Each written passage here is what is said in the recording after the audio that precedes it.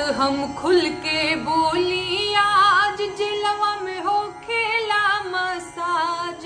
दारू बेचवन के बाराज, आपके लागे नाही लाज, आपन राज्यत नाही ठीक से संभार पहिले हो, गुजरात गईले हो, आपन